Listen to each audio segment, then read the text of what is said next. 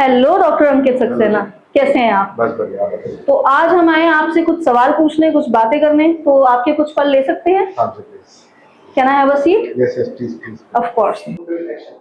तो अंकित जी, पहला क्वेश्चन मेरा आपसे है कि आपके पास एकदम लेटेस्ट मशीन है हमारे लिए, ठीक है?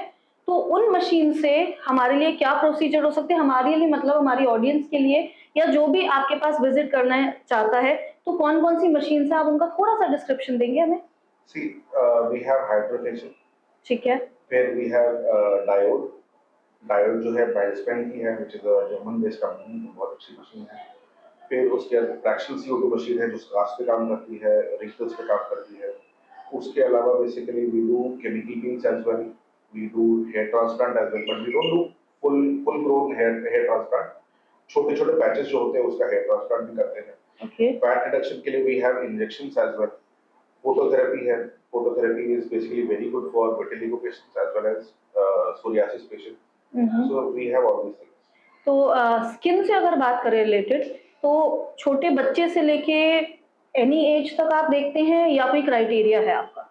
नहीं, जिसकी भी बेसिकली छोटा बच्चा हो बड़ा हो उसका कोई ऐसा वो नहीं है कि किसी को देखता है या उसे देखता है। छोटे बच्चे से लेकर बड़े तक सभी को देखता है।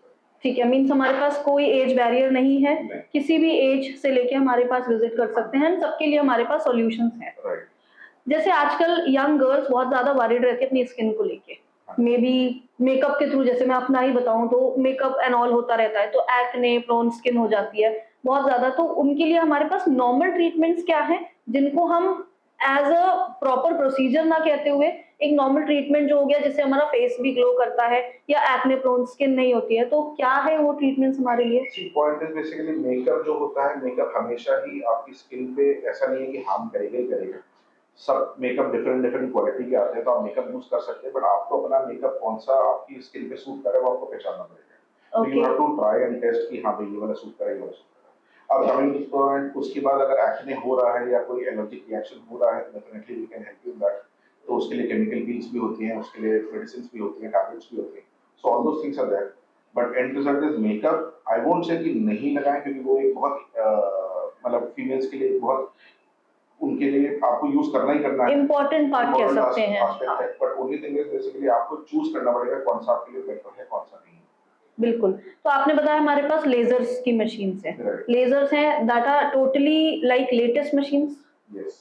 लेजर से रिलेटेड और क्या-क्या ट्रीटमेंट्स हैं हमारे पास? मोस्ट कॉमन जैसे डायोड मशीन जो होती है वो होती है बेसिकली हेयर रिडक्शन के लिए। तो हेयर रिडक्शन के लिए आज की डेट में बहुत कॉमन सिनेरियो चल रहा है पीसीओडी, जिसकी वजह से हिर्सुटिज्म हो जाता है, जिसकी वजह से बेसिकली फीमेल्स में मेल टाइप के हेयर ग्रोथ आ हेयर जाएगी, ग्रोथ जिसमें होने लगता है। मुस्टैच एरिया में आ जाएगा, बियर्ड एरिया में आ जाएगा, चेस्ट एरिया पे आ जाएगा, abdomen पे आ जाएगा। So all the unwanted hair can be removed. Only the prior condition is the hair should be thick and it should be black.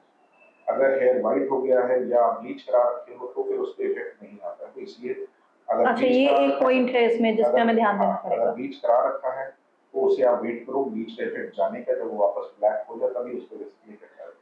Okay, तो scars पे भी हमारे लेजर प्रॉपर प्रॉपर मीन्स 90% जाते हैं? स्कार्स अगर एक बार आ गए, चाहे वो स्ट्रेच मार्क्स हैं, चाहे वो एक्ने स्कार्स है, चाहे वो चिकन पॉक्स के स्कार्स हैं या बर्न स्कार्स है, किसी भी टाइप का स्कार है, it can only and only B improve depending on how new or old the scar is. It can vary from 50% to 70%.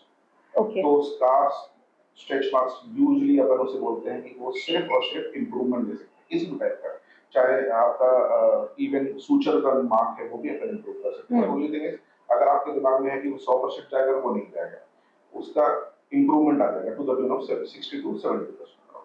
आपने कहा फैट लॉस, आपने कहा फैट लॉस इंजेक्शंस भी हैं, वो इंजेक्शंस 100% प्योर हैं, मीन्स उसका कोई साइड इफेक्ट नहीं होगा? नहीं, जब अपन देंगे वो बेसिकली डिऑक्सीकोलिक एसिड इंजेक्शंस होते हैं, तो वो वैसे ही बेसिकली बायोएसिड्स का कंटेंट मिलता है, तो नेचुरली होता है, उसे केमिकली बनाया गया है to reduce the fat.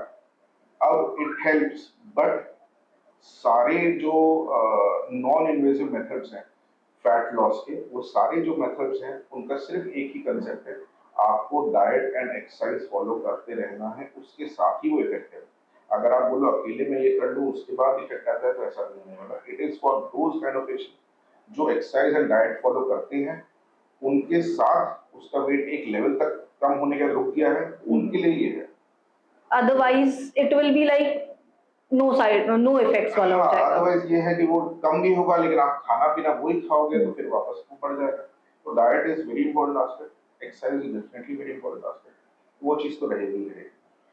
Tattoo बनवाते हैं हम नॉर्मली, लोग बनवा ही रहे हैं। बनवा ही रहे हैं, किसी को टैटू रिमूव करवाना है, उसके लिए क्या सॉल्यूशन है हमारे पास? लेज़र से भी होता है, सर्जिकल भी होता है, depending on size of tattoo and the time. अब यूजुअली हमारे पास आर्मी वाले बहुत आते हैं एंड जो आर्मी में एंट्री लेना चाहते हैं, पुलिस में जो एंट्री लेना चाहते हैं, उनके लिए स्ट्रिक्ट बना होता है बेसिकली।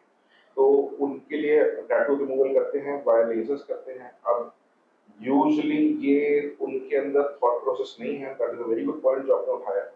तो ये लोग जो आते हैं मुश्किल से 1-2 महीने पहले आते हैं अपने इंटरव्यू के, जो इनका मेडिकल होता है। तो इन्हें कम से कम अगर आना है 5 से 6 महीने पहले आना चाहिए क्योंकि लेज़र के जो टैटू रिमूवल मशीन होती है उसके सेशंस होते हैं।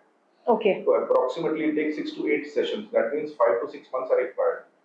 अब ये एकदम से 1-2 महीने पहले आते हैं, सर मेरा 1 महीने में 20 दिन में इंटरव्यू है, हाँ, तब फिर अपने सिर्फ ऑप्शन बचता है सर्जिकल। और सर्जिकल कितना भी आप कर लो तो एक स्कार तो देके जाएगा। तो if you have time and if you know कि हाँ भाई मेरा इंटरव्यू आने वाला है, मेरा ऐसा है, तो आप उसके लिए फिर आप 5-6 महीने लेके आइए कि हाँ भाई 5-6 महीने मेरे को देने पड़ेंगे। ऑफ कोर्स, मतलब सेशंस में होगा तो वो स्कार्स नहीं देगा। हाँ, वो निशान चला जाएगा आपका जी। करीब-करीब and that goes to the tune of 90 to 100%। Okay. हाँ, बट क्योंकि वो सेशंस होते हैं, इवेंचुअली जाता है वो। हाँ, 90 to 100% चला जाता है डिपेंडिंग ऑन कौन सी इंक है।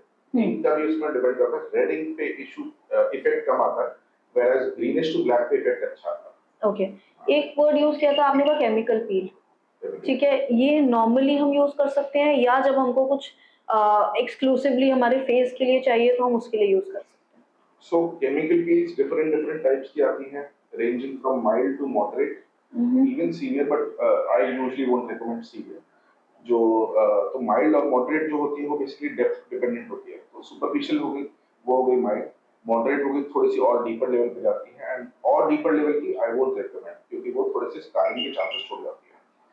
तो अब जो माइल्ड वाली है वो तो अपन रिपीट करना चाहें तो कर सकते हैं एवरी 15-20 डेज, व्हेयरएज मॉडरेट वाली यूजुअली अपन करते हैं 1 से 2 महीने के गैप पे। अब उसके इंडिकेशंस की अगर अपन बात करेंगे तो इंडिकेशंस ऐसा कोई ये नहीं है कि सिर्फ एक्ने ही है उसका, उसके लिए बेसिकली आप पिगमेंटेशन के लिए भी आप यूज कर सकते हो, फाइन लाइंस के लिए भी यूज कर सकते हो। बट जो झांसी में मैं यूजुअली यूज करता हूँ एक्ने के लिए, चाहे वो इन्फ्लेमेटरी एक्ने हो या कॉमोडोनल एक्ने हो, या फिर पिगमेंटेशन के लिए, चाहे वो मेलास्मा हो, चाहे वो किसी का pigmentation because of any sort of burn हो या कोई भी टैनिंग के लिए हो, तो ये वो अपन यूज कर सकते बाहर मैंने एक वर्ड पढ़ा था, रूविजिनेशन।